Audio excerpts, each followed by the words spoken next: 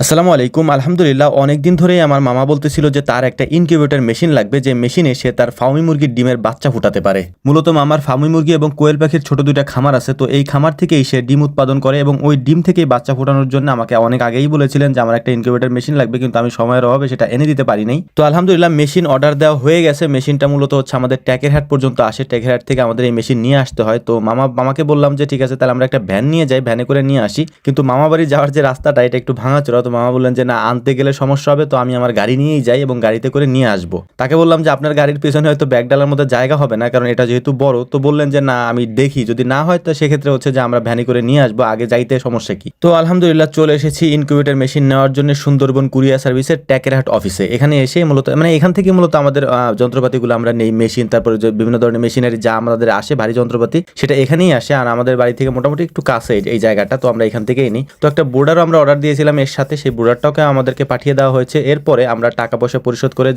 যেহেতু এটা ছিল হচ্ছে যে ক্যাশ অন ডেলিভারি, তো আমরা টাকাগুলি পরিশোধ করে তারপর হচ্ছে যে এই ইনকিউবেটর মেশিনটি গাড়ির মধ্যে ঢুকানোর চেষ্টা করতেছিলাম, দেখতেছিলাম যে গাড়ির মধ্যে যায় কিনা। তো দেখলাম যে অনায়াসে গাড়ির মধ্যে ঢুকে গেছে এটা। তো গাড়ির মধ্যে এটাকে ঢুকিয়ে আমরা এখন রওনা দিব আমাদের খামারের দিকে, মানে মামার খামারের দিকে রওনা দিব, এবং সেখানে যাওয়ার পর এটাকে আমরা সেট করব সুন্দর করে আর কি। তো মূলত হচ্ছে যে মামার এখানে যা আছে সেটা হচ্ছে যে ফাউমি মুরগির ডিম আছে, এটা হচ্ছে অরিজিনাল মিশরীয় ফাউমি মুরগি, এবং এর পাশাপাশি আমার কাছ থেকে মামা কোয়েল পাখি নিয়েছিলেন, সেই কোয়েল পাখির বাচ্চাগুলি মামা ফুটাবেন, এই জন্য হচ্ছে মূলত এই মেশিনটা নেওয়া। তো আমরা চলে এসেছি বাড়িতে আসার পরে এটাকে সুন্দর করে সবাই মিলে নামাচ্ছিলাম, মানে এইটা যেহেতু মানে বেশি বড় না, এবং এটার মধ্যে আমরা অন্য একটা সিস্টেম করে নিয়ে এসেছি, এবং আমরা বলছিলাম যে এটাকে একটু অন্যভাবে তৈরি করার জন্য, মানে স্যাটার এবং হ্যাচিং দুইটা যেন একটু বেশি থাকে। অনেক ক্ষেত্রে হয় যে স্যাটারটা যদি একটু বেশি হয় হ্যাচিংটা কম হয়, কিন্তু এখানে আমরা প্রায় সমান সমানই আনার চেষ্টা করেছি, মানে আমাদেরকে বলছিলাম যে এইভাবে আমাদেরকে বানিয়ে দিয়ে আর কি। তো যাই হোক, এটাকে আনার পরে আমরা সুন্দর করে সেট করতেছিলাম, যাতে করে এটা মানে আমি একবারে সেট করে দিচ্ছিলাম যাতে পরবর্তীতে আমার এখানে আসতে না হয় আবার। এবং আলহামদুলিল্লাহ মোটামুটি দেখলাম যে সবকিছু ঠিকঠাক আছে। এগুলো সেট করার পরে এবং তাপমাত্রা ওঠানোর পরে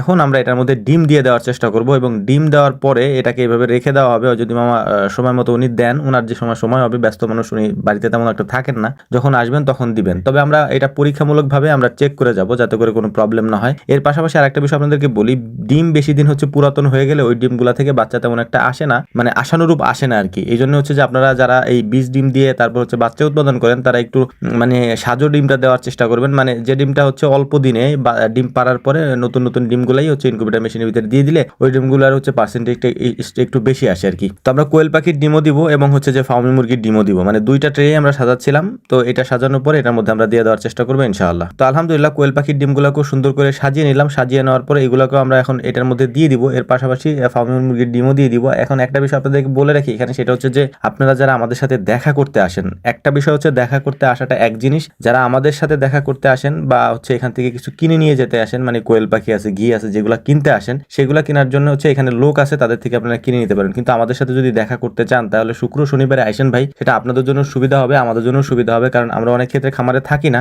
আপনারা আসেন, আপনাদের সাথে দেখা হয় না, আমাদেরও খারাপ লাগে এটা যে অনেক দূর থেকে কষ্ট করে আসছেন, আমাদের সাথে আপনাদের দেখা হইলো না। তো সবার কাছে অনুরোধ থাকবে, ভিডিও শেষ করার আগে এটা আবারও বলছি, সেটা হচ্ছে যে শুক্র এবং শনিবার এই দুই দিন আমরা থাকি খামারে, এই দুই দিন আসলে আমাদের জন্য সুবিধা হয় এবং আপনাদের সাথে দেখা করতেও সুবিধা হয়, কারণ আমরা সারা সপ্তাহ কাজ করি, অন্ততপক্ষে আমাদের একটু বিশ্রামের দরকার আছে। তো এটা আপনারা একটু বিবেচনায় রাখবেন, শুক্র শনিবার এই দুই দিন আপনারা আসলে ইনশাআল্লাহ আমাদের সাথেও দেখা হবে, কথা হবে, এবং খামারের আদ্যপান্ত নিয়ে যদি আপনাদের কোনো প্রশ্ন থাকে সেগুলোর উত্তর আমরা দেওয়ার চেষ্টা করবো ইনশাআল্লাহ। তো আমাদের জন্য দোয়া করবেন, আল্লাহ তাআলা যেন আমাদের খামারে বারাকা দান করেন, এবং আমরাও আপনার জন্য দোয়া করি, আপনারা যে পেশায় আছেন আল্লাহ তাআলা যেন আপনাদের পেশায় বরকত দান করেন, বারাকা দান করেন। আসসালামু আলাইকুম ওয়া রাহমাতুল্লাহ।